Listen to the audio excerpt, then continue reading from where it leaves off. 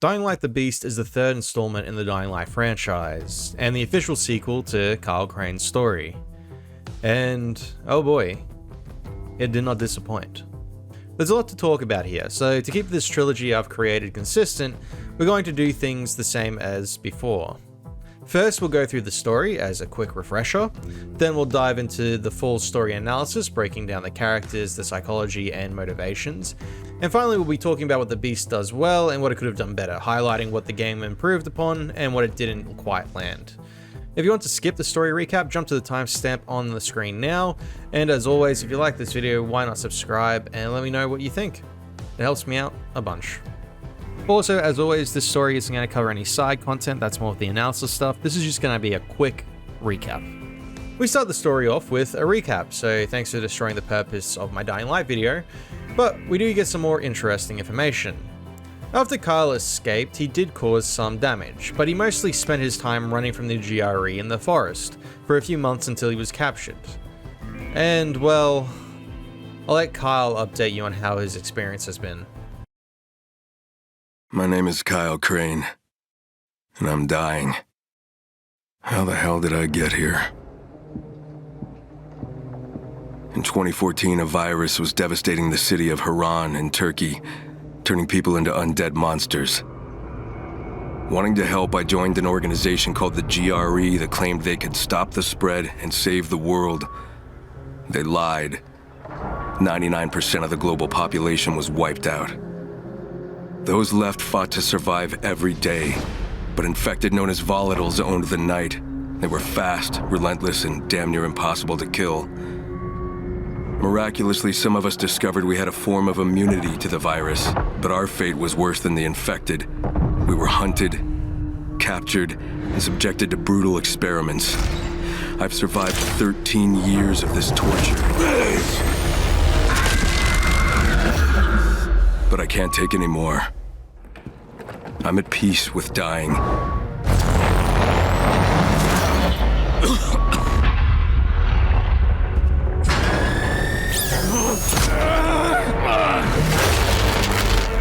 But I swear, if I had the chance to do just one thing,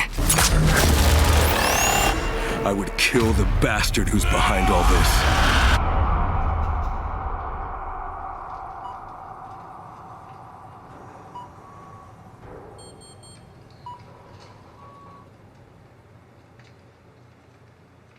Ready for subject beta. Now, inject the serum.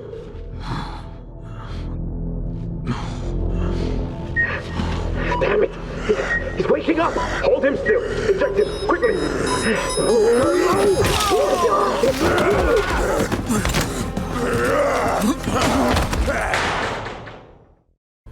Yeah, so he's been having a rough time.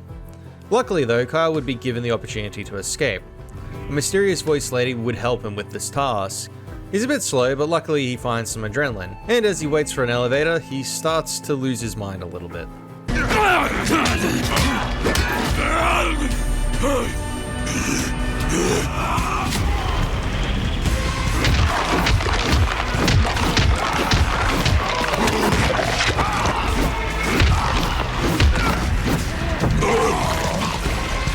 The experiments have done something to him, but there's no time to dwell. He then gets to experience the outside world after so long in captivity, but there's no time to relax. He has to meet this person who helped him, his new friend Olivia.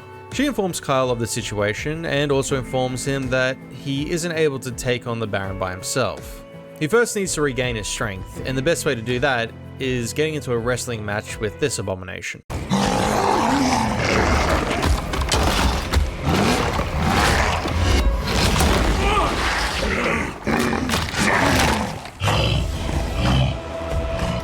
After this fight with his chimera, Kyle would take some of its DNA and improve his own with it. It's very scientific and works, that's all you really need to know. He would then be off on his adventure to find some allies. He would meet these soon-to-be allies at a church where it's under attack and being destroyed by a chimera. Luckily though, Kyle can put up a decent bit of a fight and he destroys the beast, and after this he would improve his overall abilities using its DNA. And he will do this with every chimera he meets after this point. He introduces himself to the survivors of the church and he agrees to help them. The most prominent members of this group include Jacob and the sheriff. However, the sheriff is the one mostly in charge, as she is the one with the guns and the men with the skills to defend the civilians. While here, Kyle would learn about this infected that's tearing its way through the city, and he would put it on his list of creatures to take down. However, this wouldn't go well.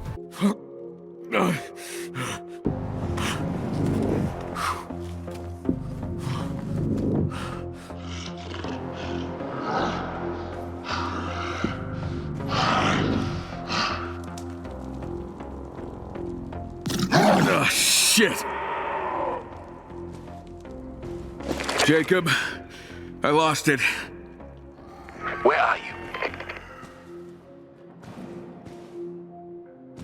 In a railway tunnel. Went deeper, but I couldn't follow it. Probably made it out the other end by now. If that's the case, it's far from here. Good. Come on back. There's something else we need your help with.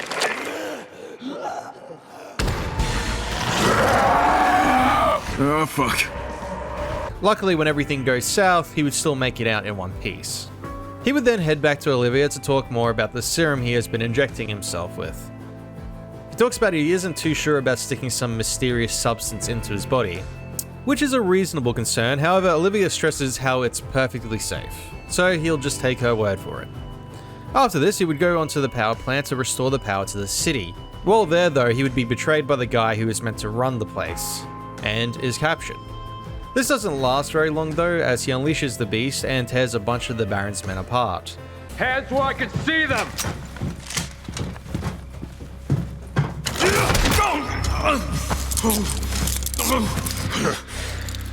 The Baron can't wait to see you again. Move it! I wouldn't push me if I were you. You don't want to piss me off.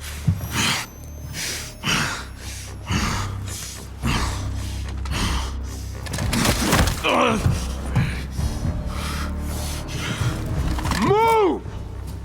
You're gonna see a really ugly side of me. Back off.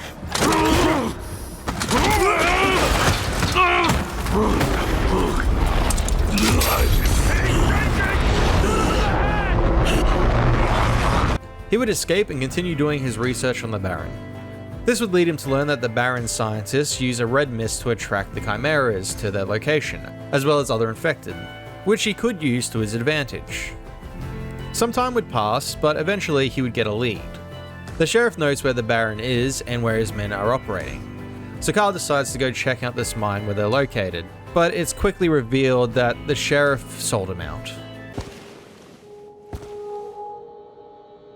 Sheriff, I'm in the main hall. I've seen a shit ton of his troops, but no sign of the Baron. Sheriff, you copy? Yep. And I'm sorry, Kyle, but I need to protect my people. Fuck.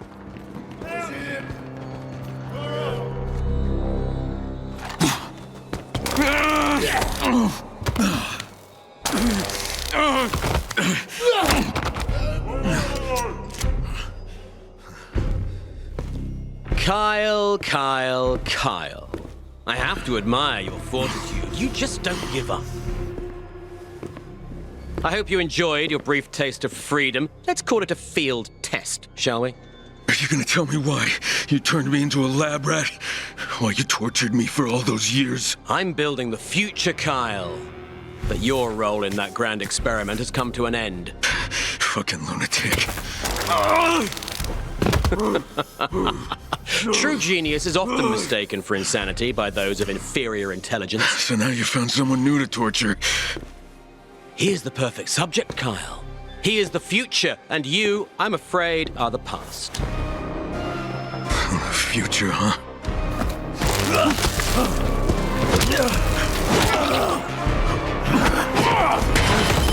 What means your future?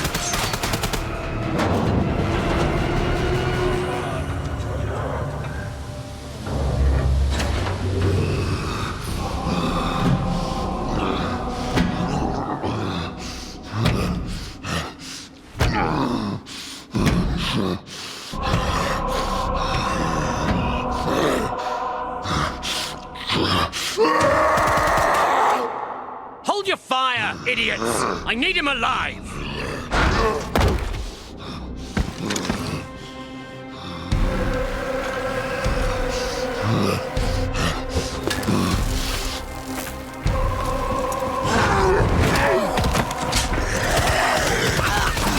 Run!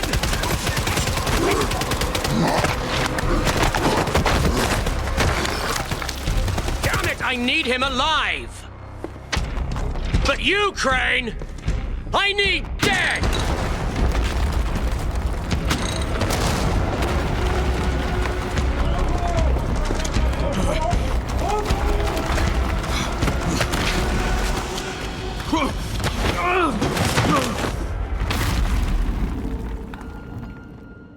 Kyle escapes while making it very clear that the sheriff is on his list of people to deal with if he ever finds her. And with that warning, she would disappear from the church. Even Jacob is confused when Kyle brings up what happened, and adamantly denies any involvement. Sometime later, Kyle would hear a voice in his head, and immediately he has flashbacks to when someone else did that. Breathing the fumes is one thing, but drinking the liquid is something else entirely. He isn't very excited about the telepathy, but agrees to meet these people who may be able to help him. He first has to save a member known as Seven. He would also save some other members who were abducted and take them back to their home base. Kyle would meet their leader Lydia, who isn't for fighting the Baron and just wants to keep her people safe. Kyle would kind of go behind her back though, helping her members and accepting their help to kind of spy on the Baron's radio signals, which Lydia isn't happy about at first. But Kyle would start to win her over, and with her own people wanting to fight back as well, she kind of doesn't have a choice. And it also kind of helps that Kyle is very effective in the apocalypse. They would abduct a scientist, which would be the point where Lydia would finally agree to fully commit to the plan. The scientist could be very useful and is willing to help due to his own circumstances. The scientist has an interesting idea that Lydia could potentially control the undead. They just need some volatile DNA. And guess who's volunteered for this job? So, Kyle would sneak into a volatile nest to get the DNA he needs, where he would fight another Chimera. During this entire story, he has been fighting them, but this one is notable for the fact it is an absolute unit and completely terrifying. But Kyle is just as much of those things as it, so he has a fighting chance. After this fight, he would sneak his way through the nest to get what he needs and get out, giving the DNA to the scientists. While they experiment with that, Kyle would fight the mother of all chimeras, only being able to do real damage when it's covered in acid. As a player perspective, I died 3 times on this mission, so it isn't easy, that's for sure. After the final battle with the chimera, Kyle would meet up with Lydia and the scientist, who have been able to buff her powers, but they need to give it a little bit more of a boost, and the only place that they can get what they need is, of course, one of the most dangerous places on the map. Luckily though, Lydia can keep the infected in the asylum calm, as long as nothing disturbs them. Fuck. I can't hold on! Shit. I'm losing them! Fuck. Kyle, what's happening? Lydia's losing control. Get out of there!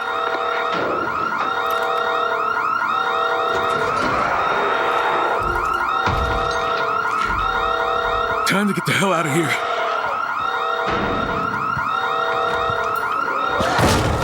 Fuck. Fuck. Of course. Kyle would run like his life depends on it, because it did. But as always, he came through. Obviously after this, and because it's Kyle, he doesn't get to rest, as he must defend the church as the Baron is out to destroy the civilians' outpost, by sending in red smoke grenades to attract the undead. Kyle will hit some hefty resistance, but in the end of the day, they would win. Lydia also gets to test out her new abilities and play a part. Then there's a bit of a heated discussion. We did it. You got a lot of fucking nerve showing your face to me. You have every right to be angry. No shit. Just listen to me. What could you possibly say to justify what you did to me? Soon after you got the power plant up and running, his men caught me out on a patrol. I didn't stand a chance. I thought I was dead. And the Baron gave me an ultimatum. If I didn't give you up, he would kill not just me, but every single one of my people. You could have told me. And what would you have done? Died with the rest of us? It was either give up you or everyone else. It was an impossible choice. So you made a deal with the devil? Things are so black and white for you, but things are never that simple.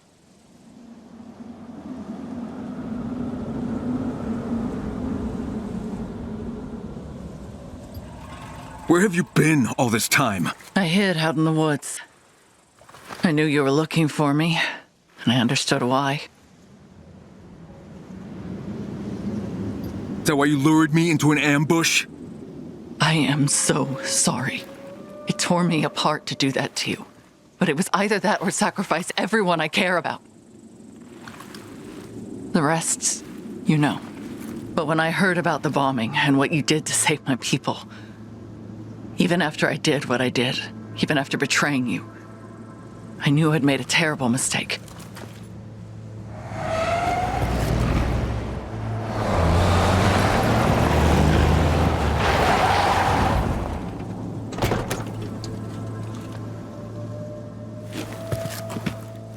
Kyle, are you okay? It was you, wasn't it? You got in their heads. You saved my ass. That medication you retrieved made all the difference. The things I can do now are extraordinary. Lydia? You're alive.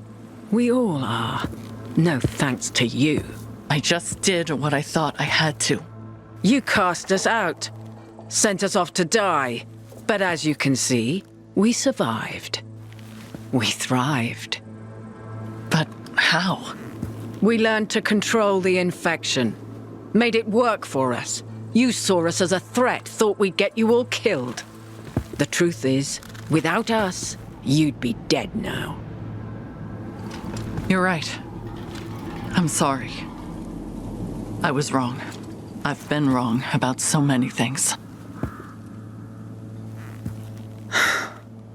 I appreciate the apology, Florence. Perhaps it's time we put the past behind us and focus on what's ahead. I agree. We have a common enemy, and if we hope to have any chance at all, we all need to come together. And I'm thinking maybe it's time we take the fight to him. How? That palace of his is practically impregnable. We'd never get close, let alone inside. You're right. So we need to lure him out. With what? He has patrols out all over the forest searching for the beast. For some reason, he's obsessed with it. If we can catch it, he'll come to us. If they can't locate it, what chance do we have? We have something he doesn't. Telepathy. What? Sven, take 2 of our strongest telepaths into the forest.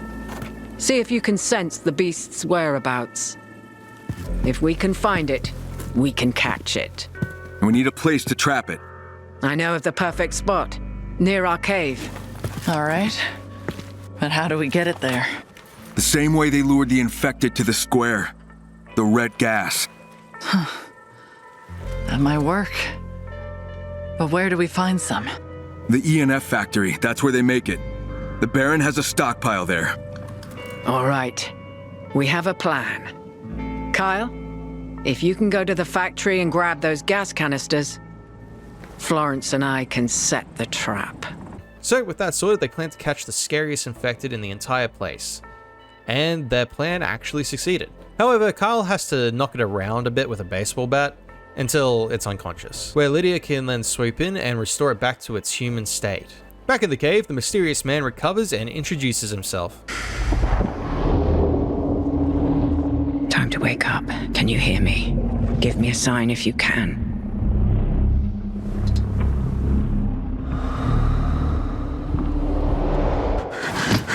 Who are you? Where am I? My name is Lydia. You've been lost inside yourself for a very long time, but I managed to find you and bring you back. Can you tell us who you are? How you got here? I'm Aiden. He's back, baby! Sorry. I'll let him talk real quick. My friend Spike and I were trying to rescue someone from the Baron, but it all went to shit. That's the last thing I remember. Until I woke up here. Who were you trying to rescue? Him. You're Kyle Crane, right? Spike's friend? You and Spike tried to rescue me? We did. Yeah, where is he? Did you find him when you found me? No. Then the Baron must still have him. We have to go back for him. You're in no condition to go anywhere. I'm fine. We need to find Spike and get him out of there. Who knows what they're doing to him? He's your friend too. He is, and we'll go get him. But Lydia's right. You're in no condition to go after anyone. We can't just let him rot in there. We're not. No, we won't. But going off half-cocked will just get Spike killed. We need a plan. But first, I got some questions for you. What can you tell me about his operation? The Baron lives in a massive fortress with snipers up top to guard the perimeter. She's not wrong. It won't be easy. Sheriff, it's the Baron. He's on the radio. Speak of the devil. Answer it. This is the sheriff. Is Crane there? That's who I'm calling for. You can talk to me. You don't have what I need. And I do. Ah, Crane. You have something that belongs to me. I want it back. And if you don't comply, everyone you care about will die. Let me go, you bastard! Olivia, if you hurt her, you motherfucker! Spare me the threats, Crane. I have all the leverage here. I have Olivia, and I have an old friend of yours. Spike? Tough customer. We tried to make him talk, but he hardly said a word. Did a lot of screaming, though. Bring the beast to my palace. If you don't, I'll turn your friends into mindless abominations. Jesus. How about easing up on that evil mastermind routine? You have until noon. What now? Make the trade. I owe Spike my life 10 times over. No, you know that asshole can't be trusted, right? He's not letting any of us walk away from this. We at least have to try. No, what we have to do is take that motherfucker out. To do that, we need to get into his palace. We have archives in the town hall. The blueprints for the palace must be in there somewhere. See what you can find. All right, we're all in this together. So let's get it done. Sven, Selby, prepare the cars and weapons. Aiden, Kyle, you need to rest, both of you. Tomorrow will be a tough day, and we need you at full strength. We meet at dawn. After that little talk though, the plan is set in stone. They're gonna find a way to get rid of the Baron and save their friends. Aiden does what Aiden do though. He snuck out during the night to hand himself in to hopefully get Spike and Olivia free. Of course, the lunatic, the Baron, wasn't going to play ball and just abducted Aiden. So they need to come up with a new plan, and the new plan is pretty simple. Kyle would sneak his way into the Baron's castle, taking out the guards and then letting the people of the church and the cave in through the main gate, allowing them to then overrun the Baron and take him out, bringing an end of the Baron's control over Castle Woods to an end. The attack actually goes really well. Despite some upsetting deaths, Kyle would tear his way through the facility, where he would find Aiden.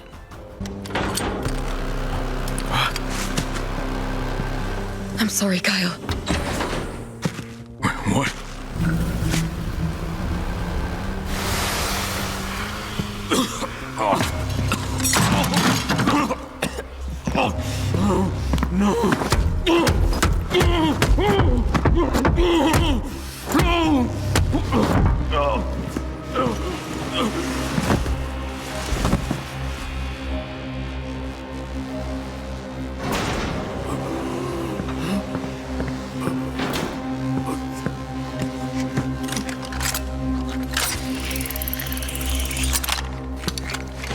Olivia!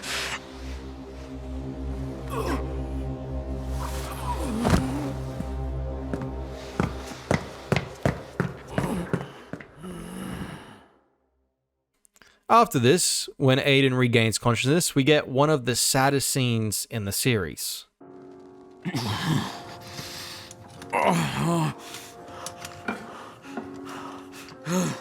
Crane! Crane! Wake up!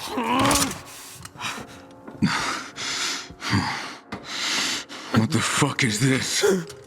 They gassed us. Caught us. All of us. Spike? Sorry, buddy. Counterbots are coming to the rescue thing. How is that fucker always one step ahead of us?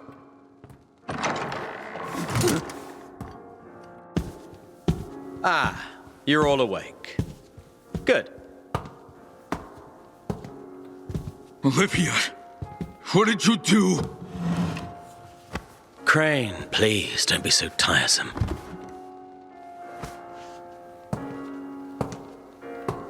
I invited you all here to help me celebrate.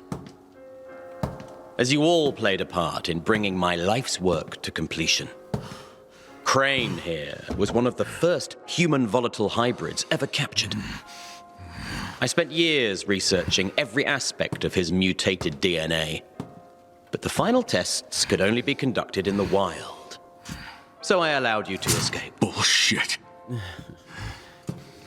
You were growing weaker and weaker, slipping away. You had lost your will to live. I needed to reignite your survival instinct. Otherwise, you would soon be dead. So I found the greatest motivation of all for you. Revenge. Bullshit! You were injecting yourself with GSB to defeat me. But in truth, you were just a lab rat performing my experiments for me. And Olivia, though reluctant, played her part perfectly. That said, I now have all the data I need. I have mutant infected far stronger than anything ever seen before. And what's more, I can control them. And with you and your friend Aiden, I have human DNA that can resist the most virulent of infections. And now, it's time to celebrate what I've accomplished.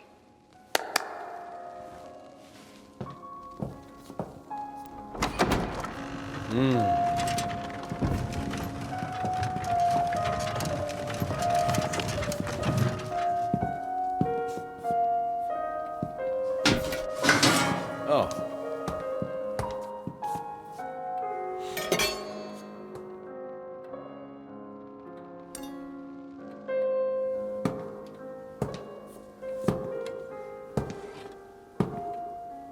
Each one of you contributed in your own way.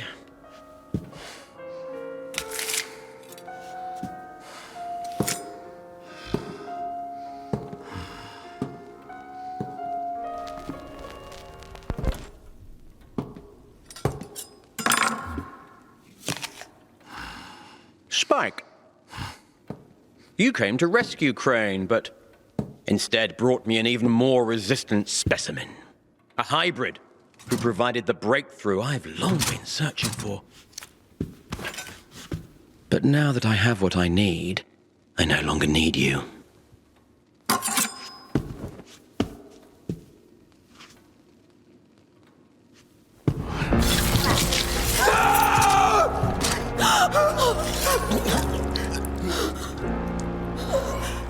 You are a fucking dead man! Again with the empty threats. Please. It's pathetic. Dr. Morin, I thought we were colleagues working together to create a glorious future. Instead, for no reason whatsoever, you turned. You're a monster!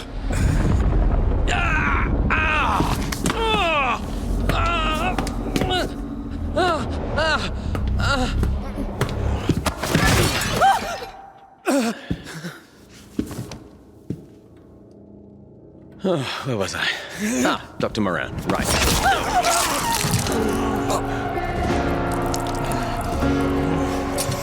Your turn is coming, Crane.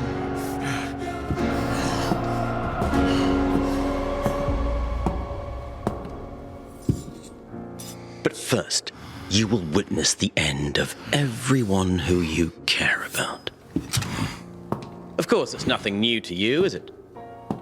No one who befriends you lasts very long.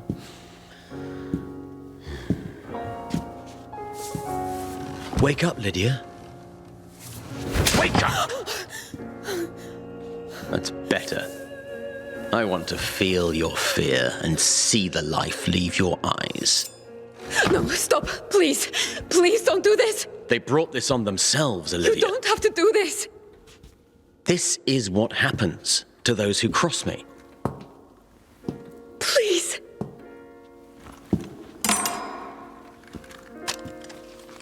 need to get your mind right, Olivia.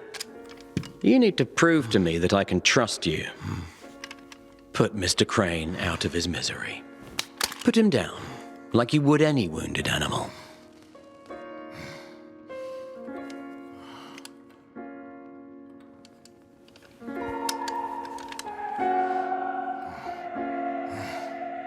Kyle, I'm sorry. My father was bitten and the Baron refused to help him unless I did what he said. I had no choice. But you did have a choice, and you just made the wrong one. I don't think so. Olivia, did you really think you could kill me? How disappointing. I'll be honest, I saw a real future for us. But now, you no longer have a future.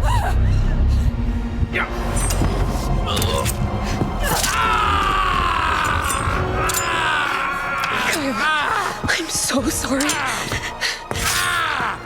I was always on your side, but I had to hide it until now. It's okay. I'm just glad you picked the right side.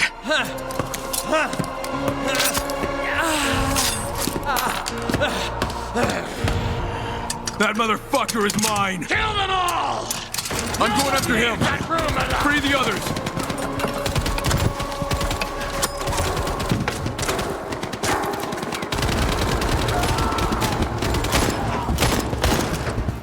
After that, Kyle and Aiden are out for blood, which leads to them having to fight on the roof, stopping the Baron before he escapes. Of course, the Baron being a mad scientist means he has to use his own discoveries on himself. Do I look like I'm running? I promised I'd kill you, and I always keep my promises! Promise from a dead man walking. Too bad you won't be around long enough to keep it.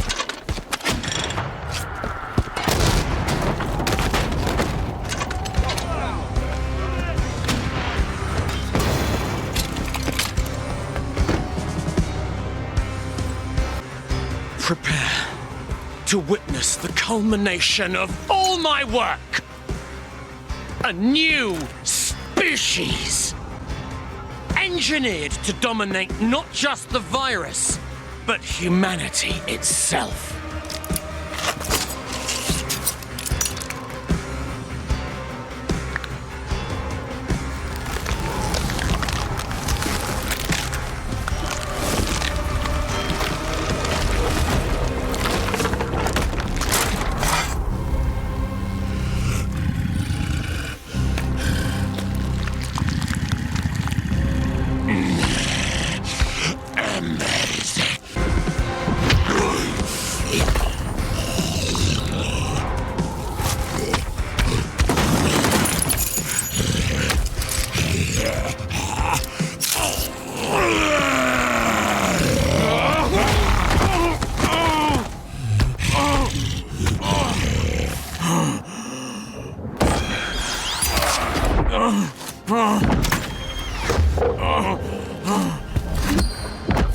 What are you willing to sacrifice, Kyle, to stop him?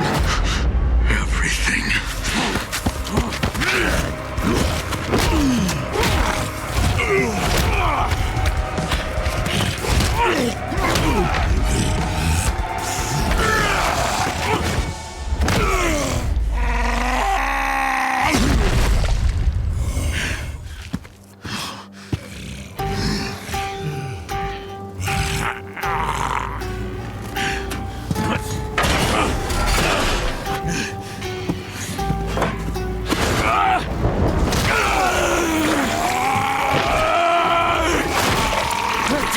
Kill you!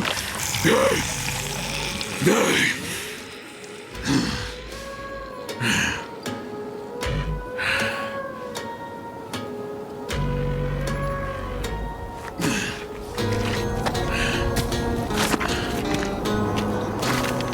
And just like the first Dying Light, it ends with a helicopter.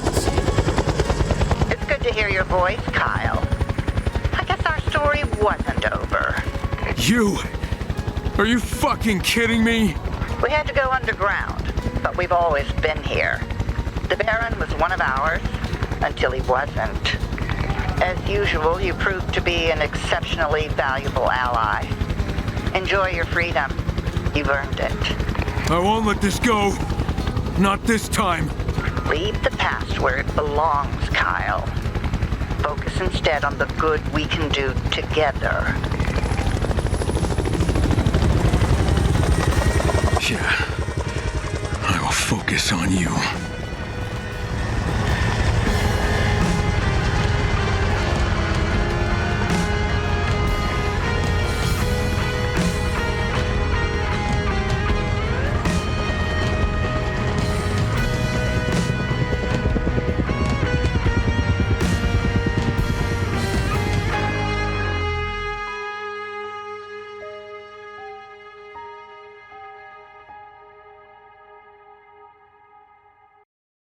Let's start by analyzing the story, such as its themes, what it does well, and what it could have done better.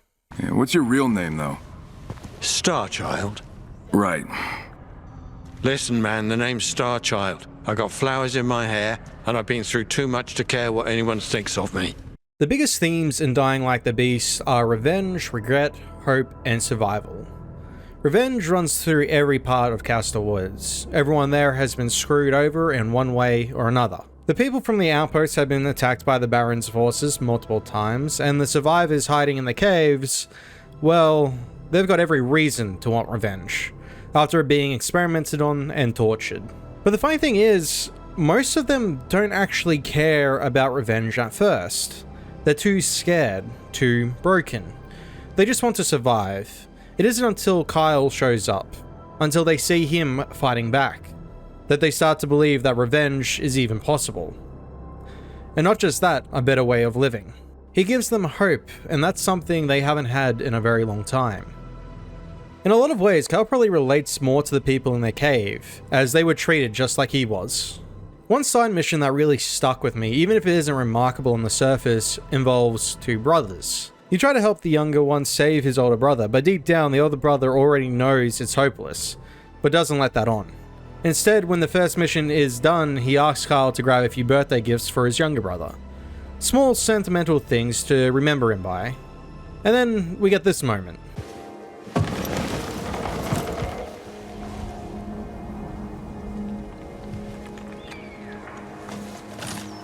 It's nice out here. Right. Jamie and I would hide up there from our parents. We'd spend hours just looking up at the stars. Well, here's to brotherly love. And to your health. Unwinding. Chewing the breeze. Taking in the view.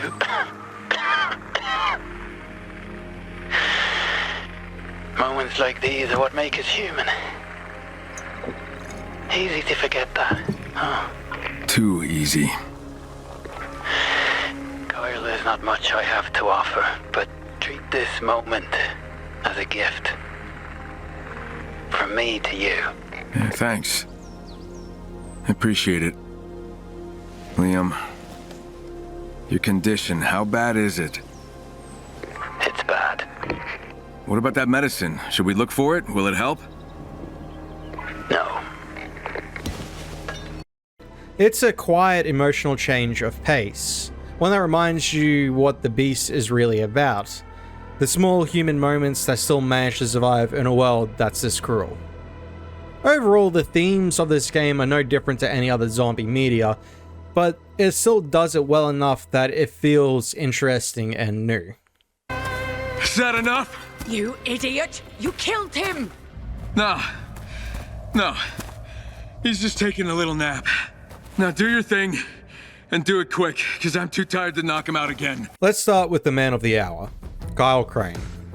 In my Dying Light video, I mentioned how he embodies what I called the good soldier stereotype. This time around though, he isn't that anymore. Crane is just a severely broken man, and he's not really a soldier anymore. You can see this in small details. Back in Haran, everyone called him by his last name, a common trait in military culture.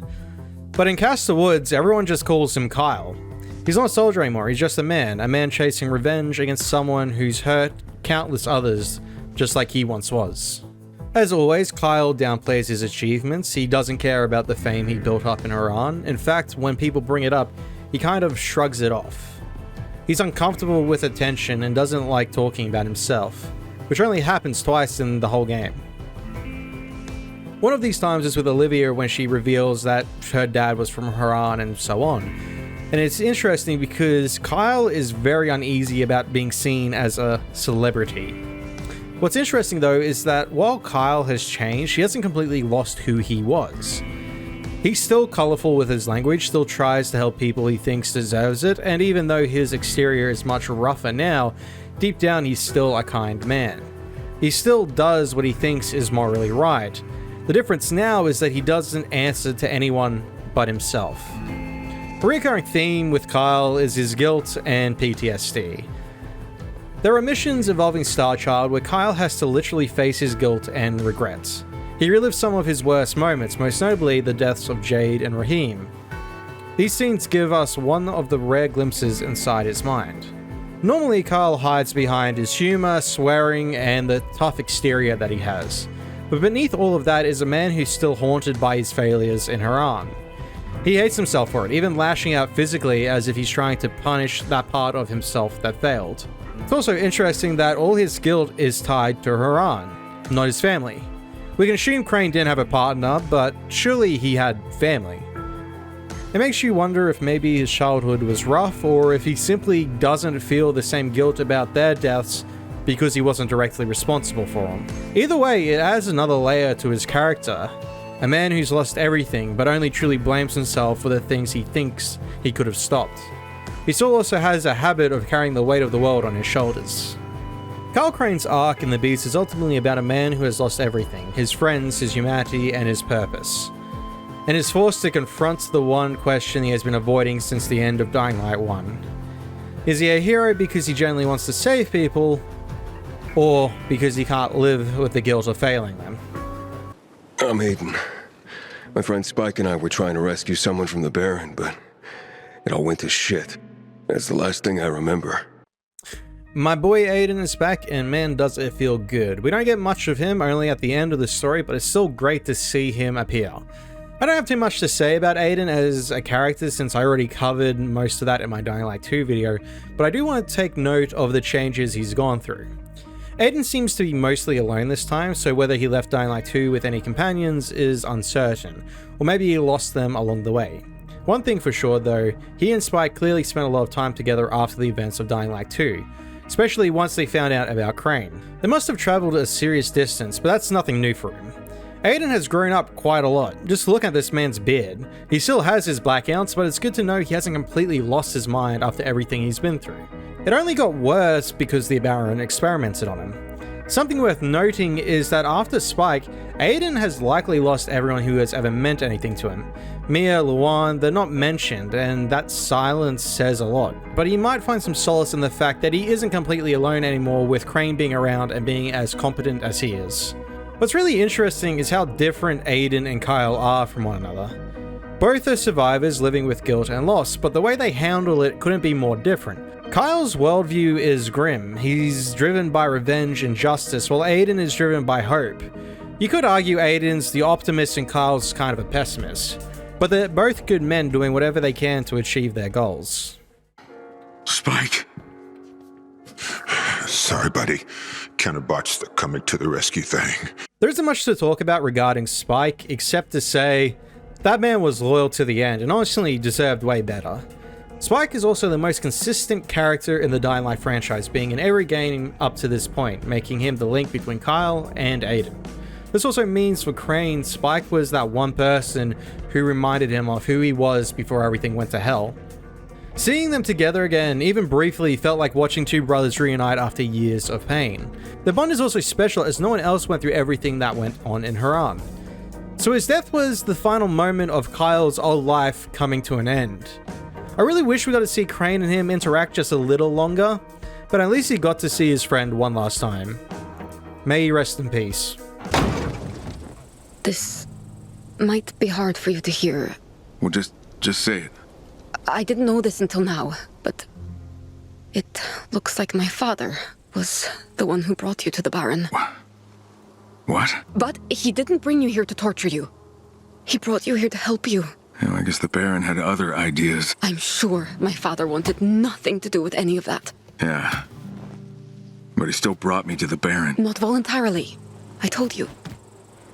Okay, we are now onto the love interest that every Dying Light game has. This time it's Olivia, a former scientist for the Baron. She helps Kyle escape, but mostly under the guidance of the Baron. She's very similar to Jade in appearance and similar in her determination. She's very much like Jade, but a little bit more science and less physically capable. It's no wonder that Kyle becomes protective of her. She reminds him very much of Jade. Something to take note of is how Olivia betrays Kyle in a parallel to how Crane kind of betrayed Jade in the first game. In the end though, they both came through for one another. Sadly though, without blood still getting on both of their hands. Something interesting to take note of is, while making this video, we don't know who Olivia's father is, and it was mentioned that he was in Haran with Kyle. So I'm hoping this will be explored in the DLCs in the future. Overall, her character isn't bad. I just wish there was more done with her, as she was very much more on the sidelines than Jade ever was, but that's just kind of the way her character is made. Thank you for your help, but you should leave now. Lydia, this is Kyle Crane. He escaped from the Baron. Crane? You brought Kyle Crane here? The Baron will tear this valley apart looking for him. Are you trying to get us all killed? Lydia is one of the infected who was experimented on by the Baron. She isn't just one of them though, she is the leader of the entire group of people who were experimented on. Honestly, her character is interesting for less of a better word. She oversees a bunch of severely sick and damaged people. Everyone in their group is basically dying, meaning they would be the hardest to lead. The Baron has power and comfort, so his job is easy. The survivors at the church are just normal people trying to live. Though when we get to the people of the cave, their life is pretty miserable. They were tortured, dying slowly, rejected by non-infected groups, and they live in a cave. They don't even get the luxury of living in a house. It really is no surprise that people are depressed, and having to motivate them to keep going on would be a challenge.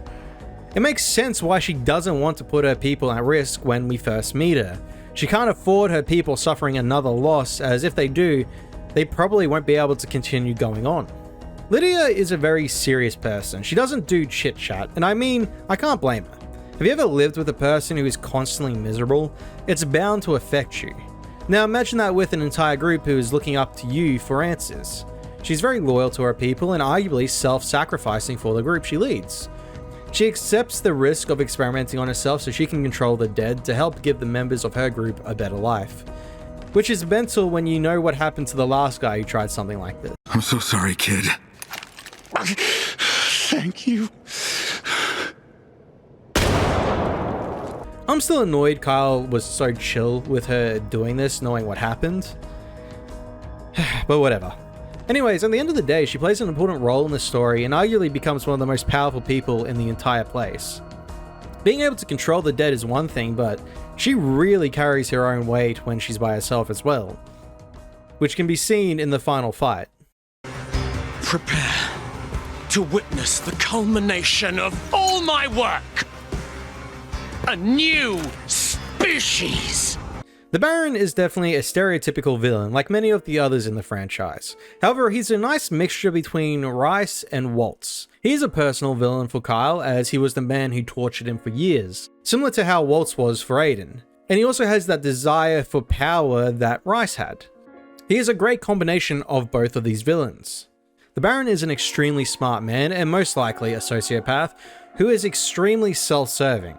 We can see his research is the most important thing to him, as he plans to use it to make himself the apex predator of this messed up world.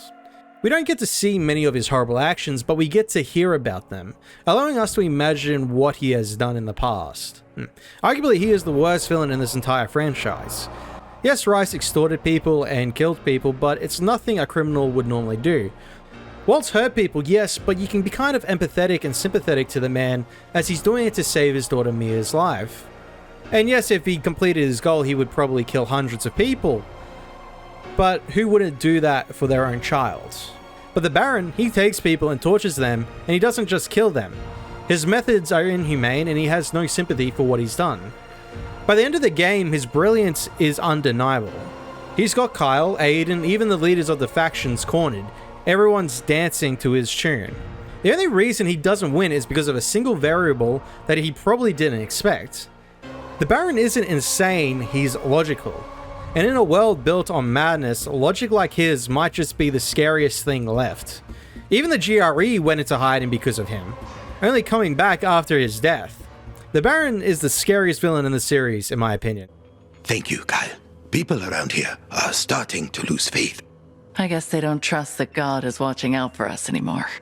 God is watching out for us. He sent us Kyle.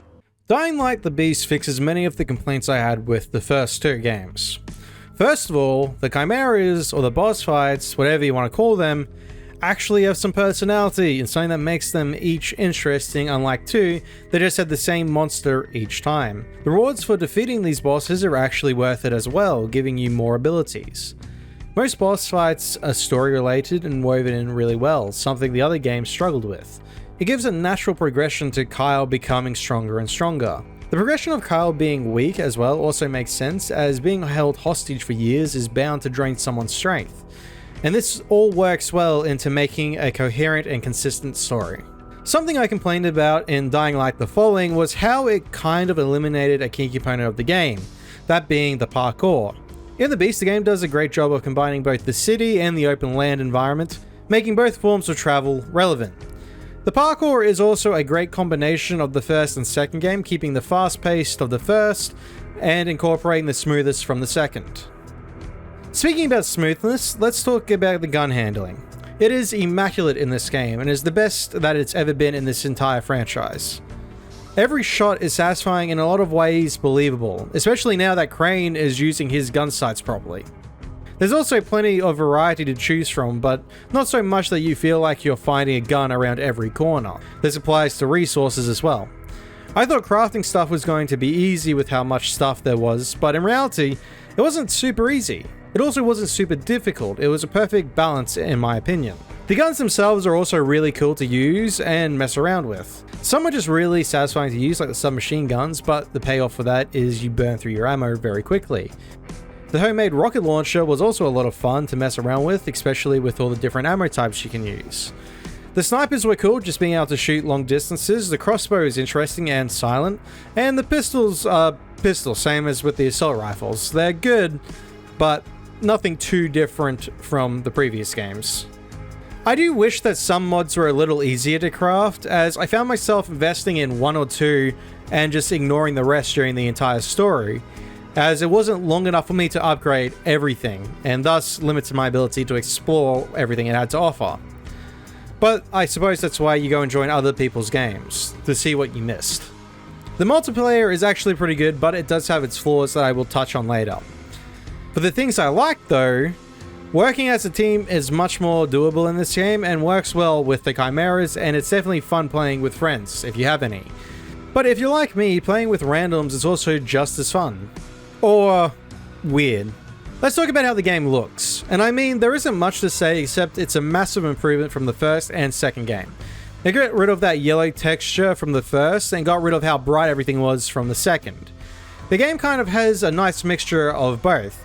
Yellow, green, and blue are the most prominent colors within this game still, but it isn't as shoved in your face as it once was. Besides the color palette, the game has great detail in its characters and enemies. It's so detailed that I was super uncomfortable with how hairy Crane's arms are now.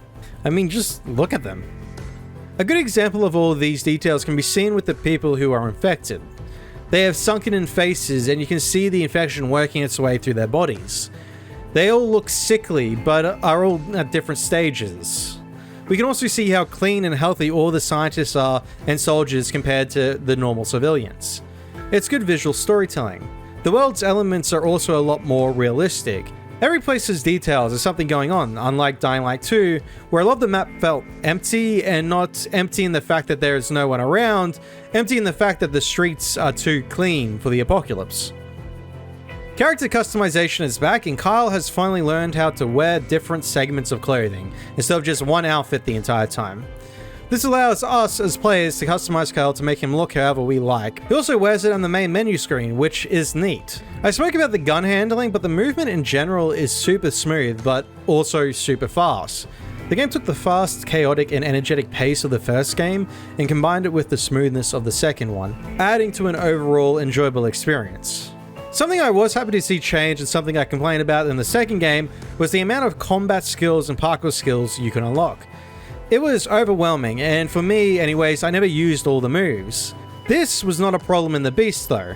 I think I used every skill point and moves multiple times during my time with the game. The limited options and making some skills just part of Kyle Crane's character really limits what you could call useless skills. However, there is still plenty of variety to play however you like, and the Beast mode adds a whole new element. The Beast skill points don't just make fighting easier or allow Kyle to throw big rocks, it also allows him to climb tall buildings a lot faster, making a 5-minute climb into a 5-second one. Which is great for me, as I have the attention span of a koala. Let's talk about cars. There are multiple cars you can drive around Castle Woods, and all of them have smooth handling and feel realistic. Unlike in the following DLC where driving the straight line was not the easiest of things. Honestly, it's just nice getting to use a vehicle for once in one of these games and it feel natural. But at the same time, not taking away from the parkour element. One of my favorite things in this game that it does a lot better than the first two is the fact that all side content is very story driven and doesn't feel too repetitive at all. There are less side missions in the Beast compared to the first two, but that's nothing compared to the effort that was put into each one. Most side content in 1 and 2 are forgettable, but in the Beast every story sticks with you. Whether that be the boy being corrupted into this thing. I'll try to get you out of there.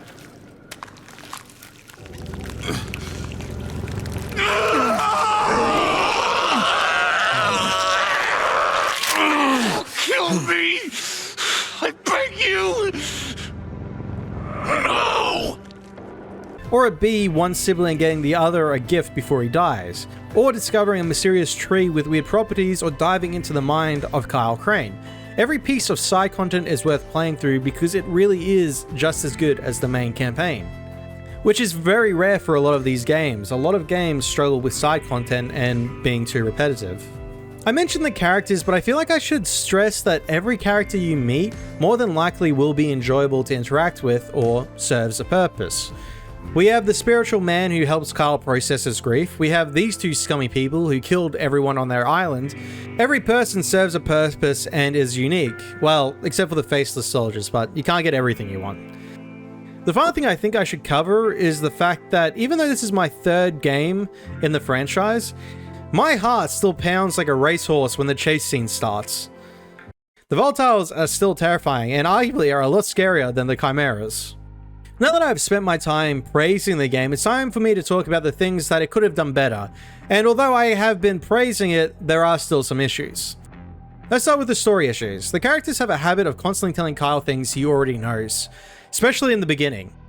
A lot of this is for new players, but it's a bit weird for people who have survived in the apocalypse for this long to not know what to do. Even Lydia pointing out basic things to Kyle is a bit redundant. She does know he has been doing this for a lot longer than anyone else, right? But I suppose you need a tutorial for people who've never played one of these games before.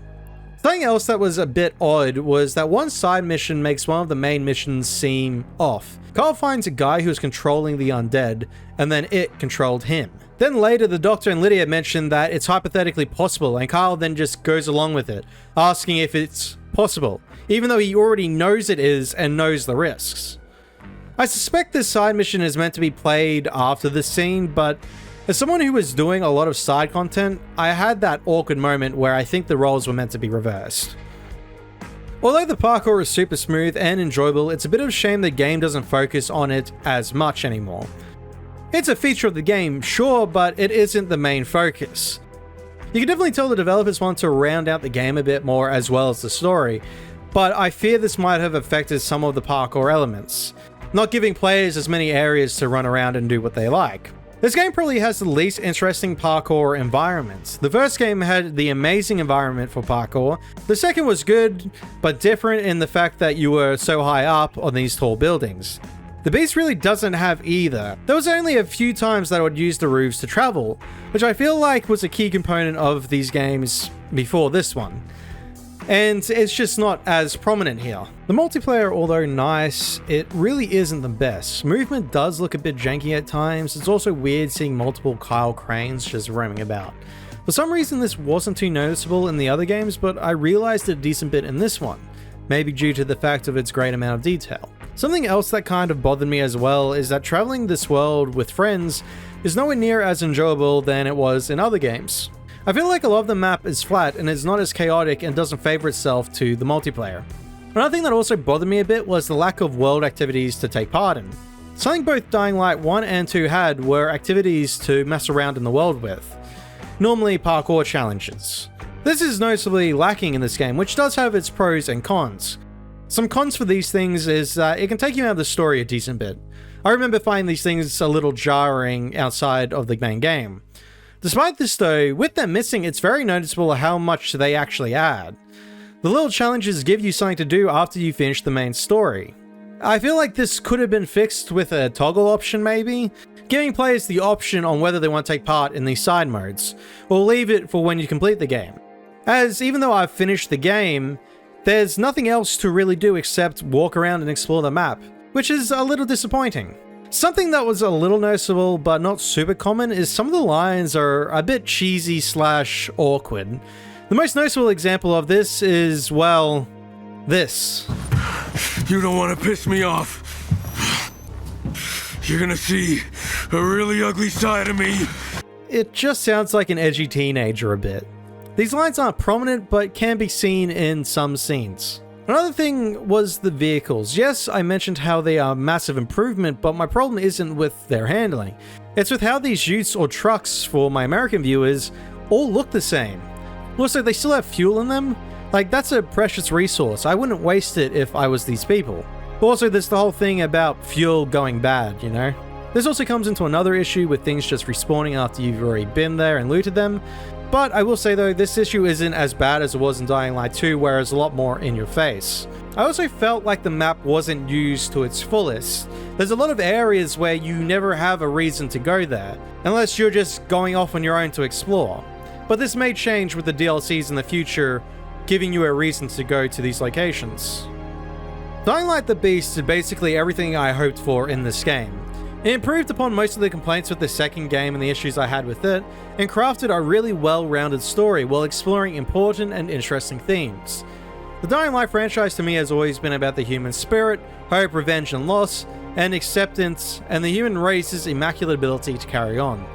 The fans of the first game get to see Kyle again. We get to watch as he tries to carry on after everything that has ever happened to him. For the fans of Dying Light 2, we get to see Aiden and get to see that he hasn't fully lost it. There wasn't much more I needed from this game. It hit every mark I wanted it to. Yes, there are some things I wish were a little bit better, but these are only small complaints. I think if the DLC covers up a few of the loose ends that remain, for instance the GRE lady being back, this could be a perfect end for Kyle and Aiden's story. But only time will tell.